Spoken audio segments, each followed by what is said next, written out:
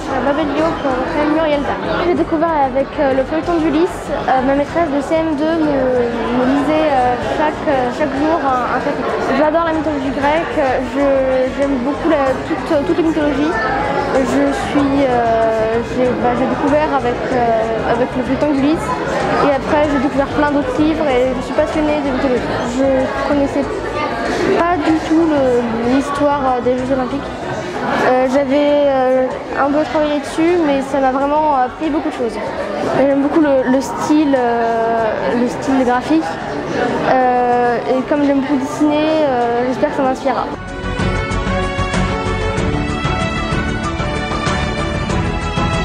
Je m'appelle Mathilde et je suis venue à cette soirée.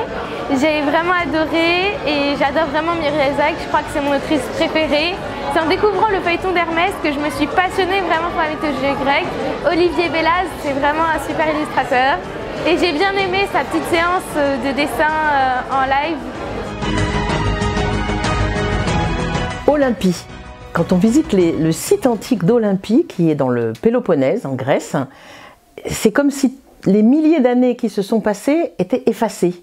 Et vous voyez presque sur le stade les athlètes de l'époque antique qui courent.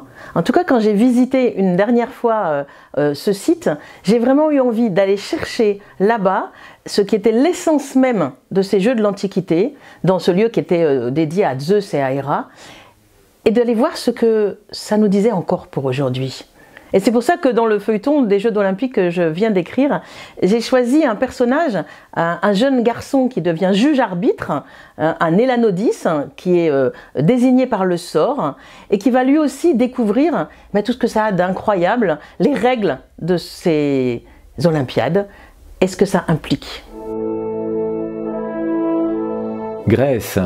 J'avais 12 ans quand je pars pour la première fois loin de la France pour retrouver avec ma mère, ma sœur qui s'est installée depuis 1 an ou 2 à Athènes. Et donc c'est une découverte de l'Acropole qui me fait vraiment des poils au bras. Je découvre la mythologie et puis là j'ai l'impression de le vivre, et particulièrement avec le temple d'Athéna.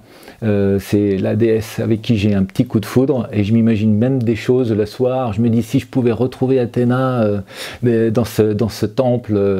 Ça a été une vraie découverte grâce à ma sœur qui n'est pas pour rien dans les feuilletons d'Hermès. C'est elle qui me l'a offert, plus exactement à ma fille, mais j'ai l'impression que je me le suis approprié tellement j'ai pris plaisir à le lui lire quand elle avait entre 8 et 10 ans.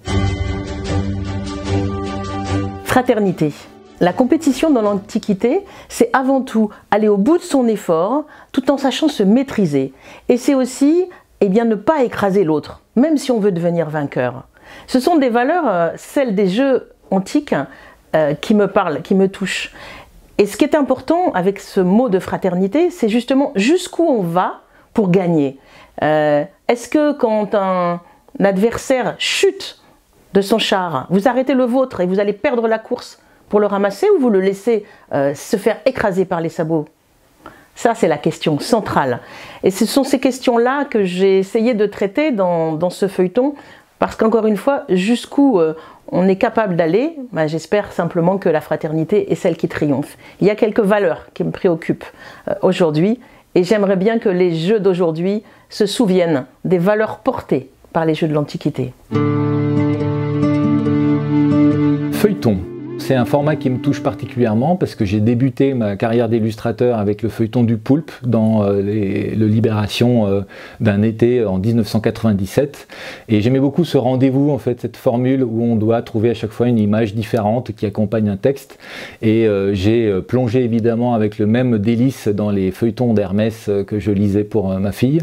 Et le fait d'avoir le privilège de lire le dernier feuilleton sur les jeux de l'Antiquité, j'ai retrouvé le même plaisir de lecteur que j'ai eu pour ma fille en ayant la chance de porter des images sur très joli texte qui a des valeurs qui me touchent énormément sur le droit à la différence, sur la présence de la femme aussi dans ce contexte et évidemment les lois du sport et qu'est-ce que c'est que être dans un lieu de compétition, voilà, ne pas oublier aussi qu'on est là pour le développement personnel et pas compétitif ou pas trop compétitif.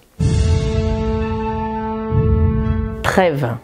À l'époque antique, toutes les cités se faisaient la guerre. C'était extrêmement dangereux de circuler dans le Péloponnèse.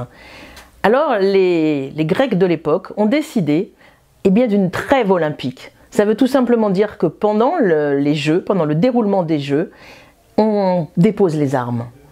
J'aime beaucoup cette idée qui est celle que le sport est quelque chose qui va nous permettre de dépasser nos antagonismes, nos querelles, nos violences et justement de faire cette trêve. De la même manière que c'est un lieu pour apprendre ou réapprendre le vivre ensemble et évidemment donner une égalité des chances à tous. Alors la trêve de la haine, c'est vraiment tout ce qu'on peut se souhaiter encore aujourd'hui pour que le sport reprenne vraiment la dimension qu'il ne devrait pas perdre.